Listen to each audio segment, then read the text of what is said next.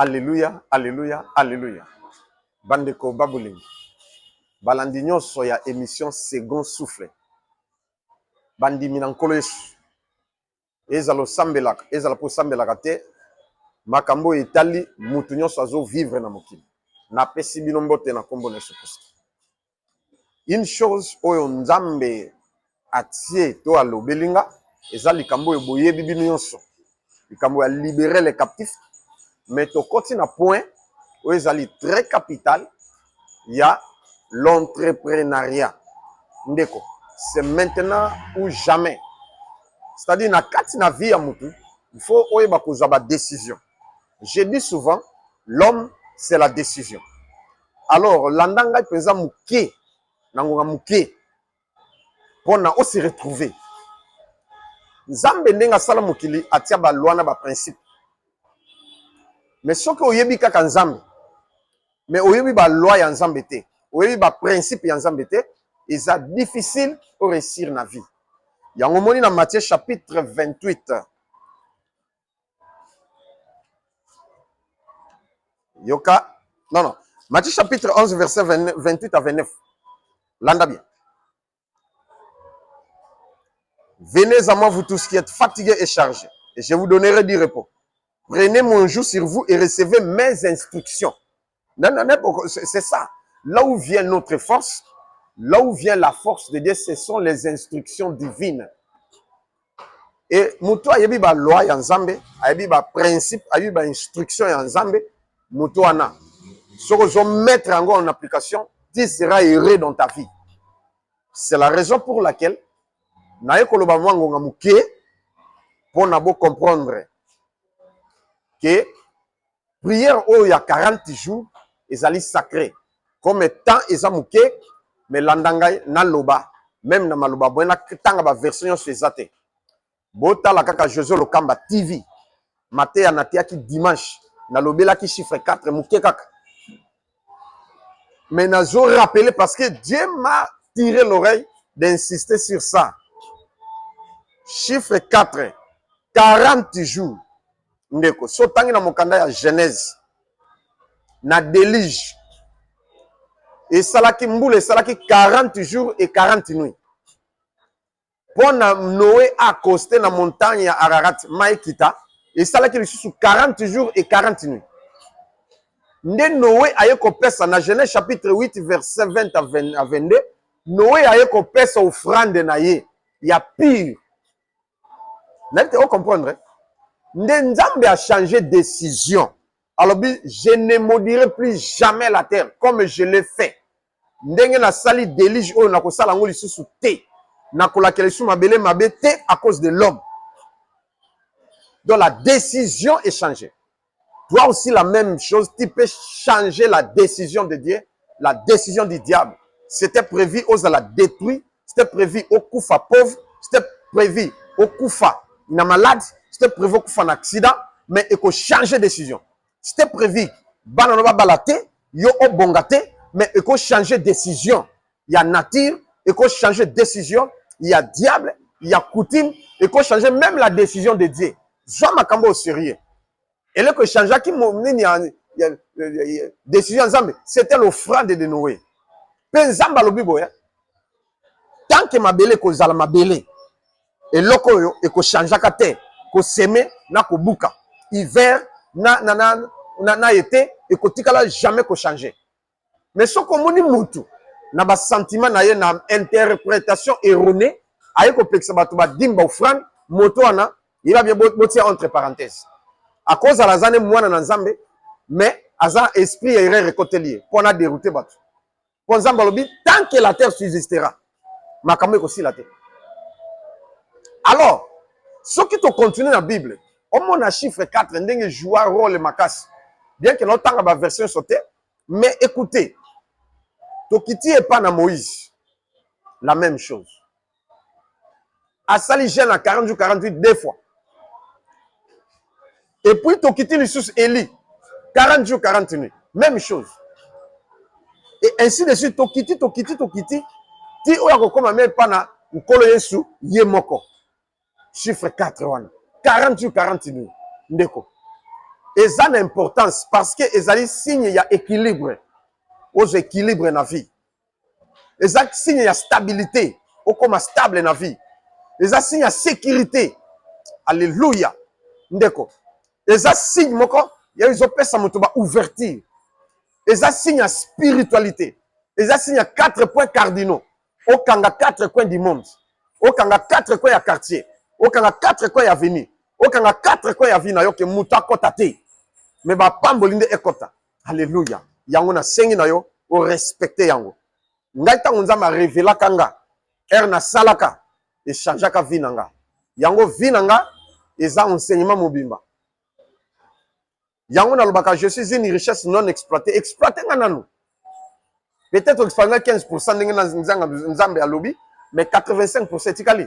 Tozo ya muke muke. Et puis to ko atteindre niveau wana. Papa mama tosa yango. Soki omoni ke osali jeune oyo te benganga. To pe tikala nga message loba papa nga na koyi ko sala jeune te suite ya malade, to pe naza sukil, ainsi de suite. Nga na ko bondela pona yo na ko salela yo. Bien que lelo ezali 26e jour, totikali na 14 jours. Et je vais le faire. Et pas dans un trop tard ezalakate. Mais profitez na ta ma izo ningana. Yo pose la solution ndenge baninga bazozwa. Tala serre oyo. Ndekone na poto. Atindie et pas nangobi. Makamuna ba démarche à voyage simbakate. Toti nombongo ba noter simbakate. Makamuna simbaka kate no sambelaka. Kende et pas na pasteur nanga asambela pona. Yekuna na bibwa alongoli bati ayawa to kutani na to sololi. Même si maintenant tu vas réussir, respecter ma instruction on peut ça. Atosi yango. Na bondeli pona ye. Abana kote kamikate. E kolom moko ezotula ilalipe. Isimbakate. Ata bani na dibi kole ko kitati na se par terre. Mais ake na bi kende kaka ko bandela. Sala. Tanga ke bota la témoignage bino moko. Donc batu ba komi akomi kote kana ba na banzunga ma famille na ba tono ba jipe ye telemi sombi ke batu ba engagé na batu lelo yo a voyager makambe simba aza mutu na sengo yango na zolo papa mama ta oyo za négligence te zo makambo sérieux au concept la frère sœur zo makambo sérieux pasteur diacre diaconesse tala makambo yango yo na zolo ezate olongoli ba titre no ki pasteur non oza pasteur oza apôtre oza révérend. Mais nde mutu na mutaza na dona ye. Bénéficier pe na dona ngai. Nga pe na bénéficier na dona yo. Voilà, on se complète dans la vie. Toza compléter. Yango siko profiter. Na ta itikali. Pe lisusu na zoloba. Makambo nzamba loba ki na nde na zoloba siko. Comme nga sœur Sylvie Makita na vandi na bibwa. Bon. Liboso nazaka côté ka bien te.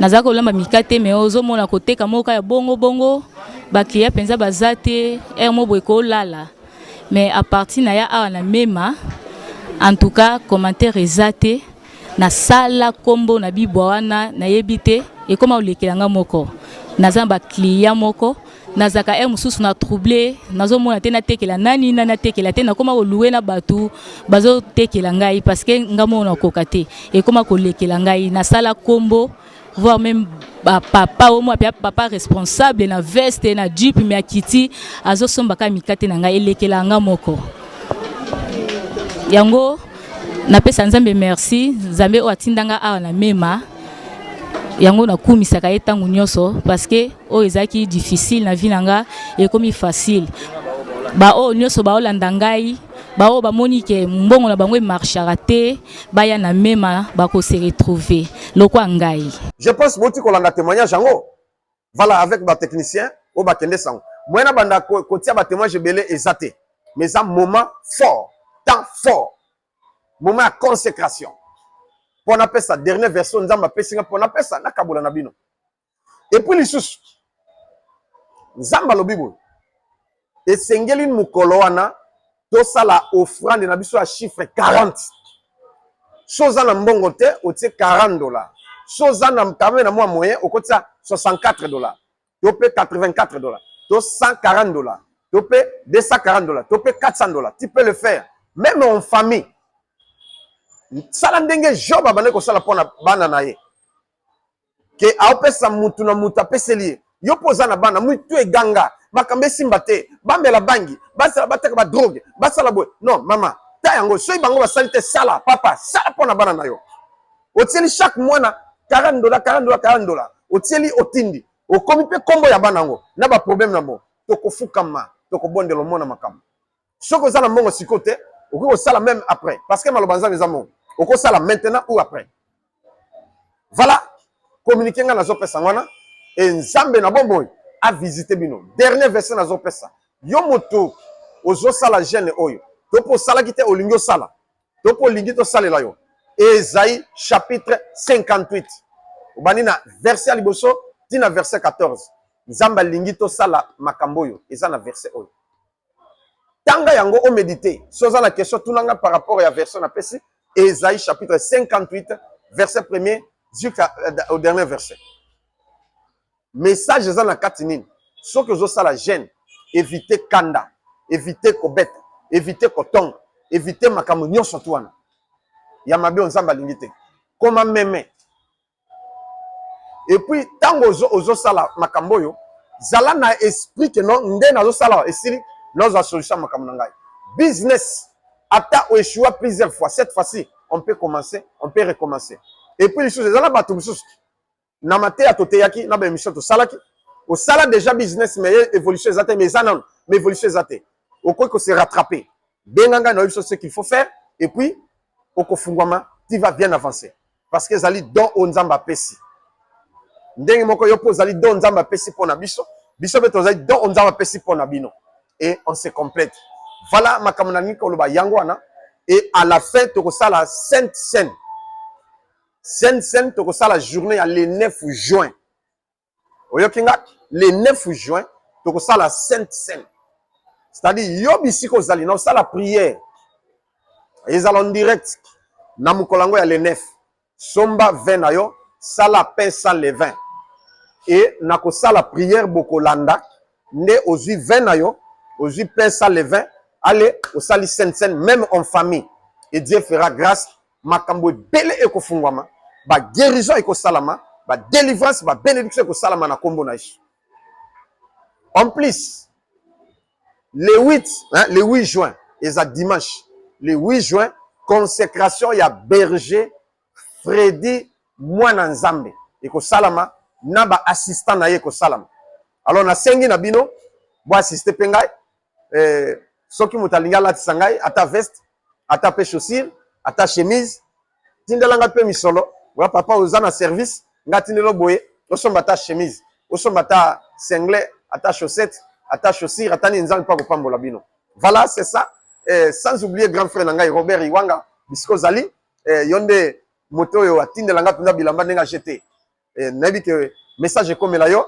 na Fabrice Iwanga mona na ngai Fabrice Mumbula nzamba pambola bisiko zali Sims na France nzamba pambola bisiko zali frère Sims wana un grand homme d'affaires tala na sengi boye ndengo zola na ngai na bolingo na nzambe sala quelque chose nzamba pambola mwana na ngai na Belgique maman Chantal Moseka nzamba pambola yo nazozela maman Chantal et puis mwana na ngai susu na Belgique nzambe abénir yo bisiko zali bela lambala nayebi ke message komi bien na bana na ngai surtout na États-Unis et pas na maman Liliane Wanito nzamba bénir yo bisiko zali nayebi ke message komi grande sœur na ngai propre ah yaya nzamba pambola yo bisika ozali ya Marie José nzamba bénir yo nzamba bénir bino nyonso nayebi ke temps ezate ya kotanga bato nyonso bato mosusu bokozwa mais après mais na sengi boye ndenge ozolandanga nini ezotungisa yo pendant tant nyonso oyo osali bambula ebele ozwa solution te ntango yango oyo profite ntango ma ezoningana yo mpe oplonge ndenge oyo mokakatani oyo aplongeaki soki orate koplonge benga ngai okutana ndenge mokakatani oyo akutani ya Yesu abi naza na mutu te naza handicapé so ndangi na mibwaka mutu musa amibwaki liboso na ngai abi zwa etoko na yo telema pe kenenda kuna yo abikaki yango soki ozana musungi te omoni ke moi ezate pesa nga charge wana nzamba kopambola ndenge na zoloba na kombo na Yesu merci beaucoup na komi na suka et nangi na prier pour na bino yo sim maboko na ngai sim place zobela Soko oza na huile d'olive, osimbi loboko, tope mai no ya komela. Nzambe na bombo. Makambo nga na lobi, euti na ngate, euti na yo. Yo muto nkolo nzambe opesi ngai makoki ya koloba. Bana no balandi. Na kombo na Yesu miracle s'opérer. Bo vivre miracle en nzambe. Ah, Yesu. Sala pona ndeko na nga za pe mosali na yo. Docteur Marcelin. Bisiko zali na France. Nzambe na nguya se manifester kati na yo na mama na bana na jeune fille na ngai. Miracle est opéré. Ah Yesu, soki otena ni mususu. Boniface Lemandi, nzamba pambolo place ozali ndeko na ngai na Suède. Miracle est opéré bisiko zali. Na kombo na excuse. Oh Yesu. Mama Zozo Toussolé, Mardoché Makengo. Bon vivre miracle. Yo pe mutozola na ngai. Miracle est opéré. On chance à me traverser ba on de toucher. Pe bo vivre miracle. Maloba na ngai la tanzoto. Na kombo de Christ. Amen. Merci beaucoup. Wana ezali moi muke oyo nzamba tiaki pona to partager. Pona na sensibiliser bana na ngai, na sensibiliser bino. Mais bobo sanate ko sceller offrande na bino, même avant, même après ko bo sanate.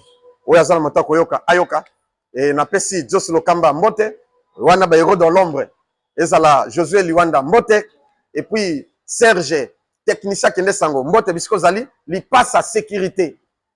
Mbote na yo bisiko zali Shadrach mbote na yo sans oublier Mehdi. Voilà bana na ngai ba boxer à solo pe ba sécurité na protocole. Na lingi bino mingi bandeko.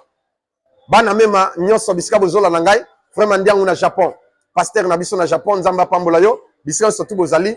Que Dieu vous bénisse sans oublier moi na ngai na kati Allemagne na ville d'Iren. Didier Lokamba. Que Dieu vous bénisse. Bye bye. Tokuta mikolo mizali koya.